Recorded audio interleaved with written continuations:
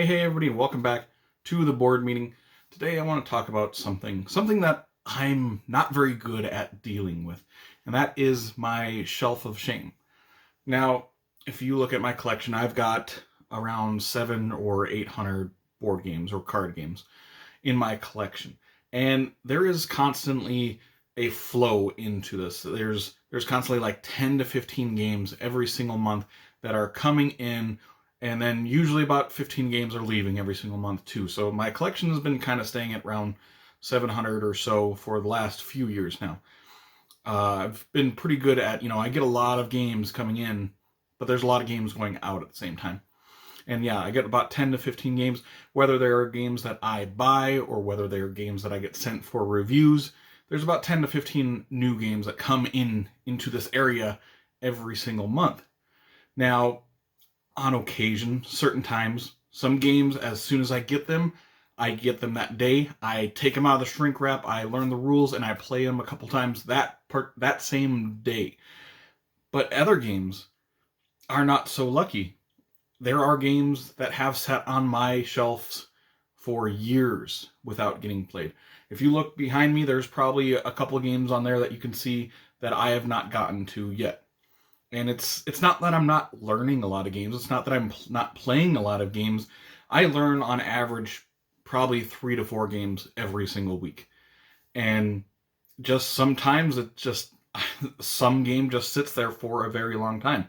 And that is completely my fault. I should have a system where this is my oldest game that I have that I've not played. This is the one that I should be picking, that I should be playing today. But for some reason, I don't do it. I'm terrible at getting these games off my shelf that I know that I'm probably going to really, really like. There is probably 100 or so games in my collection that I have not played. But like I said, I'm constantly getting new games in, and I am learning games at a pretty rapid pace.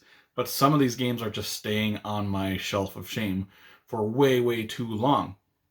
And like I said, there are probably games that I'm going to really enjoy, but instead, for some reason, I pick these other games that I know that I'm probably not going to like as much as this game has for the potential of it.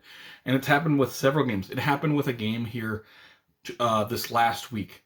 I finally got Concordia played. I've owned Concordia for probably 4 years. It's a game that I've watched reviews on. It's a game that I've looked up comments for to see what that game plays like.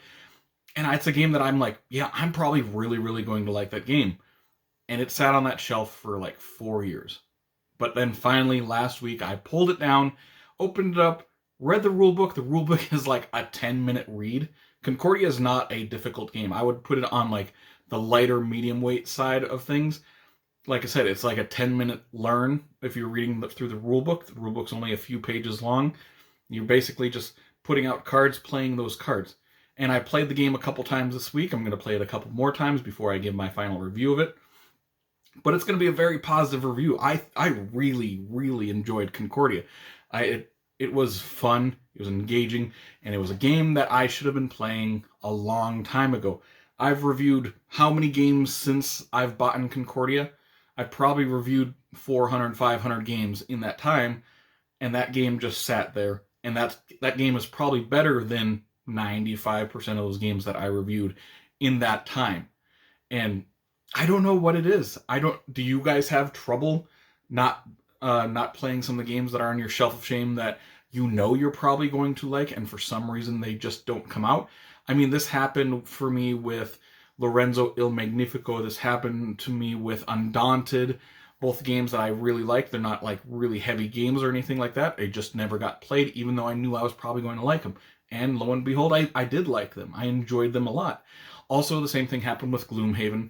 But, I mean, that's kind of an exception because the game is so big. But me and my friends owned that game for probably 2 years before we finally ended up breaking it out and playing through a bunch of the missions and scenarios.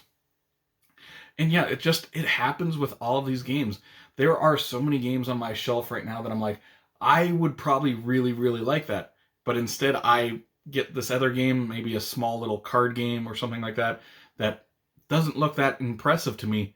And for some reason, I'll play that instead. I mean, just look at my last reviews and ratings episode where I reviewed like 8, no, I think I reviewed 9 games. I think probably 4 of them I gave like a 6.5 or worse. I could have been playing Concordia. I'm going to give Concordia a way better score than a 6.5, once I do finally review it.